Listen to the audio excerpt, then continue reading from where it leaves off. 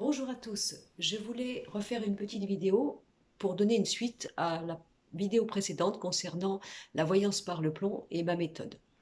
Je voulais donc rajouter cette vidéo pour expliquer le pourquoi et le comment le plomb était utilisé, notamment il est surtout utilisé de nos jours en Orient, où là-bas on lui prête un pouvoir de désenvoûtement. Quelles que soient mes vidéos, quel que soit le fait que j'explique ma manière de travailler, bien entendu, il n'y a pas de compétition ou de vouloir discréditer le travail des autres.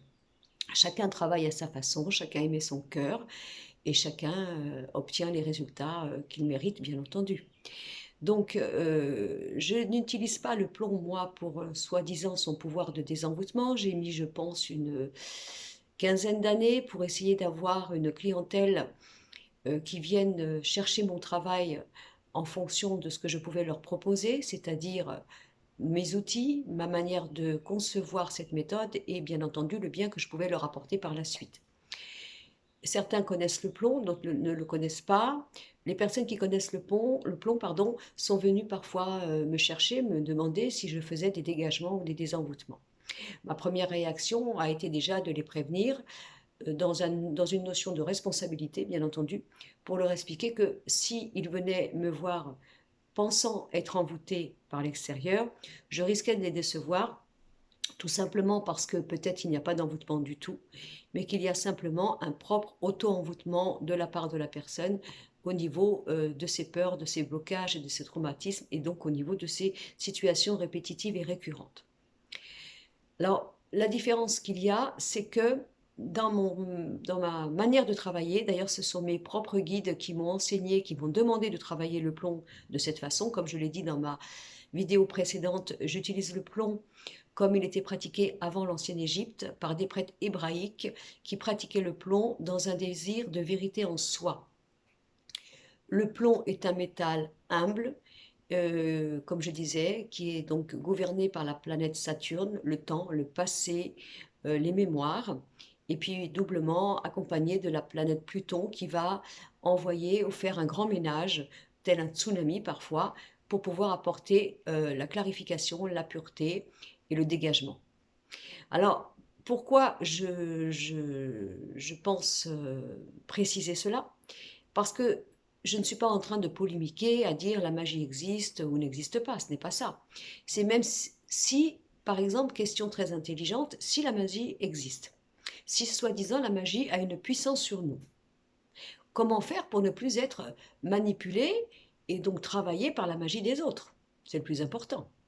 Donc mes guides à moi m'ont dit, magie ou pas magie, peu importe, il ne suffit pas de nettoyer quelqu'un, de le remettre à propre, si on peut parler comme ça, et bien, quand bien même il y aurait eu soi-disant une magie, disons, avant, ce n'est pas le fait de nettoyer quelqu'un pour le remettre à zéro, parce que s'il y a des personnes qui pratiquent la magie et l'occulte, bien entendu, charge à eux d'avoir envie de recommencer, et donc le travail de peau n'aura servi à rien, puisque de toute façon, à nouveau, l'aura, l'énergie sera polluée et envoûtée. C'est pour ça qu'il me semble important d'expliquer pourquoi, si nous étions envoûtés, par quel biais la force occulte pourrait nous manipuler et travailler en nous. C'est quand même une question intéressante, non? Ne croyez-vous pas? Donc, supposons que la magie existe et qu'effectivement, il y a des gens qui travaillent l'occulte et qui font du mal sur les autres, et dans ces cas-là, qui obtiendraient un certain pouvoir. Moi, je vais vous proposer le fait que la magie, pour moi, universelle, est la magie de la pensée. D'ailleurs, c'est la force de la pensée, c'est la créativité de tout le monde. Et on n'a pas besoin d'aller voir quelqu'un, des jeteurs de sorts ou des marabouts, soi-disant, pour créer une énergie positive ou négative. Donc si on pense que la pensée existe, la pensée, lorsqu'elle est, disons, il faut que je trouve les mots, lorsqu'elle est enrichie tous les jours, c'est-à-dire on va penser à quelqu'un, on va lui vouloir du bien, on va l'imaginer, on va imaginer un scénario, et on va le faire souvent, ben cette pensée va devenir ce que l'on appelle un égrégore. Égrégore, énergie de pensée proposée et donc récurrente, mais dans la notion de la récurrence, là c'est positif. Par exemple, tous les groupes de prière forment des égrégores. Hein, tout le monde se joint pense en même temps, crée un scénario, et pour un malade, par exemple, eh bien, cette pensée, elle est vivante. Et elle va créer un égrégore. Égrégore, énergie de pensée concentrée. Donc vous avez bien compris, d'après ce que je vous propose, qu'on n'a pas besoin d'aller voir un marabout ou un jeteur de sorts pour, soi-disant, obtenir une énergie puissante, qu'elle soit lumineuse ou qu'elle soit sombre. Alors l'importance de ce que je voudrais vous dire, c'est que quelle que soit la manière dont on a été pollué, soit par l'extérieur, soit par nous-mêmes, ceci est expliqué dans ma vidéo précédente, alors nous-mêmes, c'est-à-dire nos peurs, nos blocages, nos traumatismes, etc., logés dans notre aura et dans notre inconscient, eh bien nous sommes, disons, prisonniers de toute une forme d'émotions, d'énergie qui font que nous ne pouvons pas avancer dans notre vie comme on voudrait, même si notre conscient et notre évolution de conscience et notre parcours de vie nous a amené à dire voilà, j'ai compris, c'est ainsi que je dois faire, c'est ainsi que je veux être, et c'est ainsi que je dois avoir. Mais parfois l'inconscient bloque encore une fois, par rapport à nos mémoires récurrentes et donc à nos peurs et à nos traumatismes. Alors on revient au travail de magie causé par les autres. La personne qui va créer un égrégore avec ses supports, ses images, ses bougies, ses plantes, ses prières, etc., va, par exemple, 10 minutes par jour, grâce à ces supports, concentrer un scénario et donc va créer un égrégore. Quelqu'un qui ne va pas voir un jeteur de sorts tous les jours, mais qui va penser, et j'espère avec amour plutôt, à un scénario, eh bien, il va créer exactement un égrégore aussi.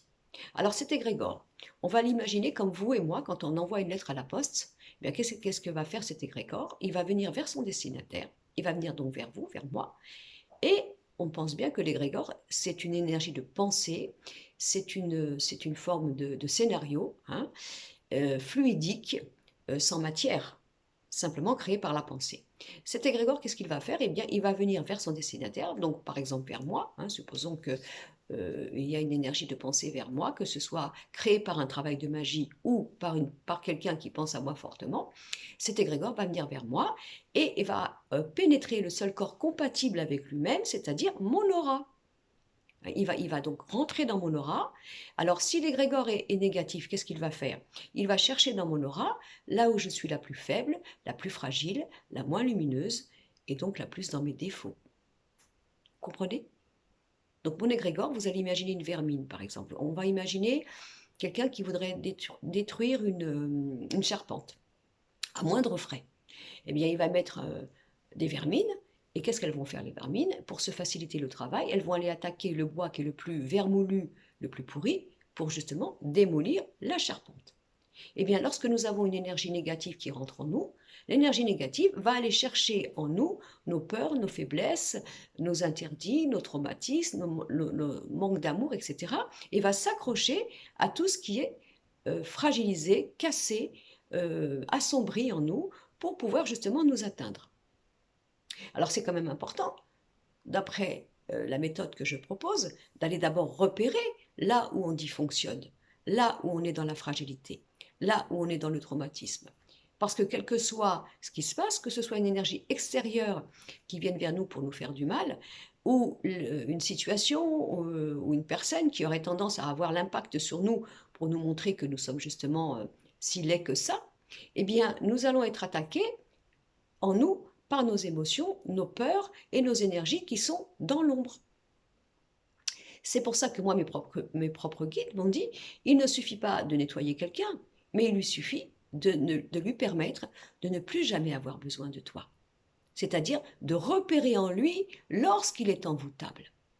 On est envoûtable comment? On est envoûtable dans une situation, par rapport à une personne et par rapport évidemment à une énergie extérieure.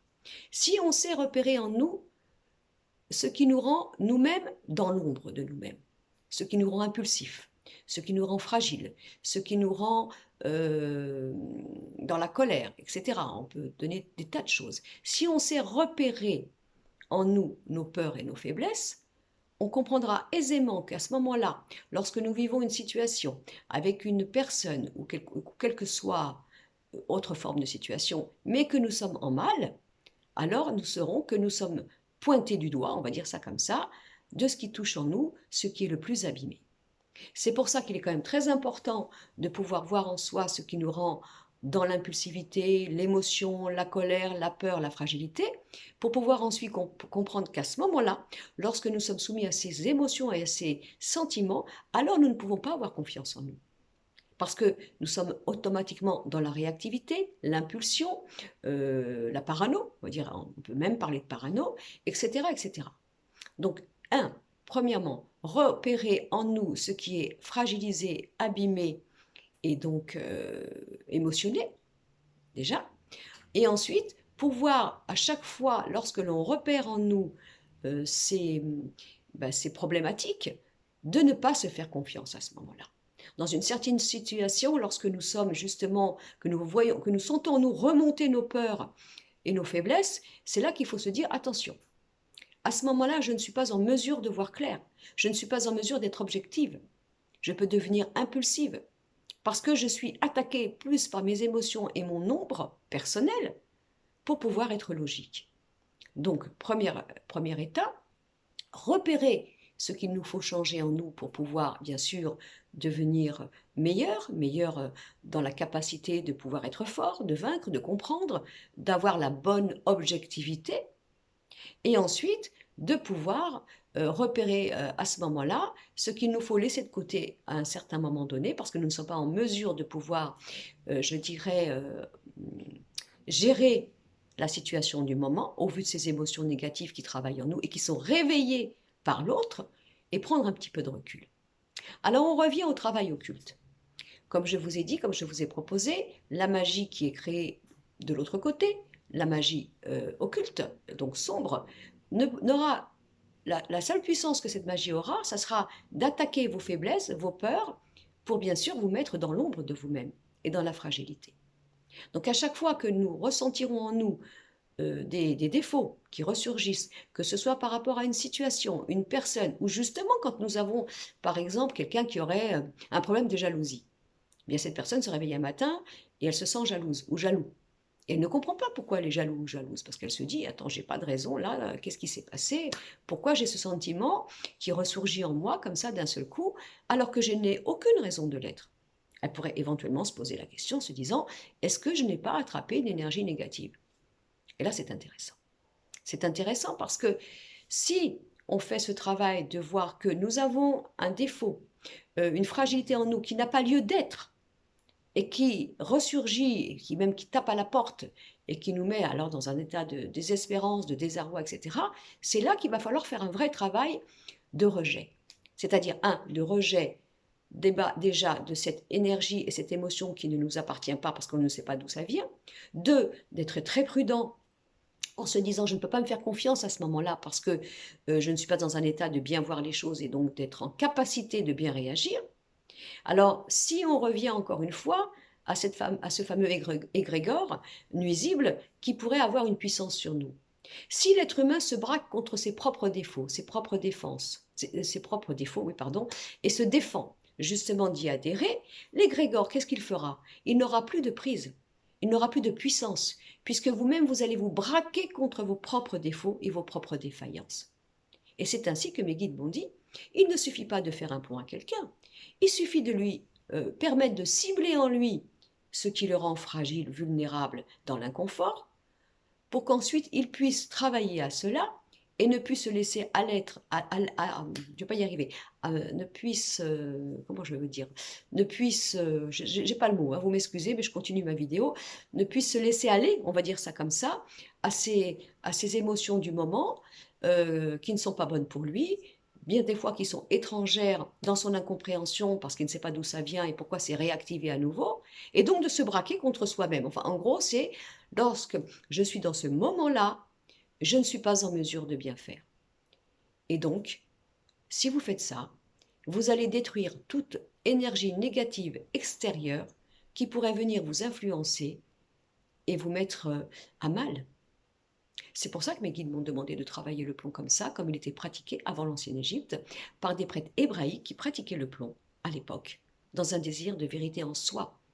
Avant l'ancienne Égypte, le plomb était travaillé dans un travail spirituel. C'était une demande d'ouverture de conscience de pouvoir voir clair en soi, de faire un travail sur soi pour pouvoir avancer dans son mieux faire. Alors donc c'était important que je rajoute cette petite vidéo. Alors encore une fois, hein, je ne suis pas là pour juger, discréditer mes confrères et consoeurs qui pratiquent le plomb différemment de moi. C'est pas du tout ça. Je n'ai pas cette prétention-là, et encore moins la science infuse et la connaissance universelle. Mais je voulais vous expliquer ce point fort. Ce point fort qui, pour moi, est une forme de vérité de la vie. Travaillons d'abord en nous, repérons d'abord en nous ce qui nous met dans l'inobjectivité, pour pouvoir sentir qu'à ce moment-là, nous ne sommes pas en mesure de voir clair et d'être, on va dire, riche d'une bonne solution. Mettons-nous un petit peu à l'état de veille à ce moment-là, reprenons un peu de recul, attendons que l'orage se calme pour pouvoir après avoir une vue d'ensemble beaucoup plus éclairée et beaucoup plus intelligente.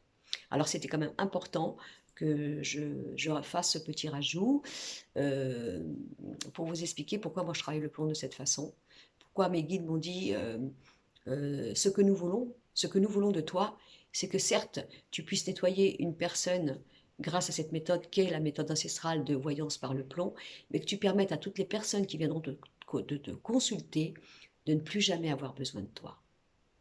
Parce que pour moi, le secret, il est là. Voilà, c'est une manière de s'auto-protéger soi-même en sachant repérer d'abord nos défauts et nos défaillances, et surtout quand nos défauts et nos défaillances sont réactivés d'une manière complètement mais incongrue, et de se dire là, il est possible que j'ai une énergie négative qui soit en train de travailler en moi. Si je devais vous donner un petit exemple, on va imaginer un grand lac limpide, calme. Vous imaginez qu'il y a un gros rocher qui tombe dans le lac, évidemment ça va faire du remous, hein, tout va être complètement bouleversé. Eh bien, non, quand nous sommes travaillés ou traversés par une énergie négative, eh bien nous sommes dans le même état du lac, complètement bouleversé, et le calme n'est plus là. Voilà.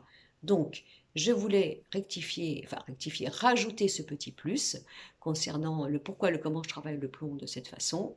Donc, repérer en soi le travail que nous sommes venus faire, voir dans quel état des lieux nous sommes au moment de la consultation, c'est-à-dire quelles sont les peurs, les blocages, les traumatismes qui nous gouvernent encore dans notre inconscient, voilà, et vous faire repérer chez vous là où à cause de cela, vous êtes le plus fragile, le moins objectif, le plus, disons, manipulable, si je peux dire ça comme ça, et donc d'être vigilant par rapport à ça.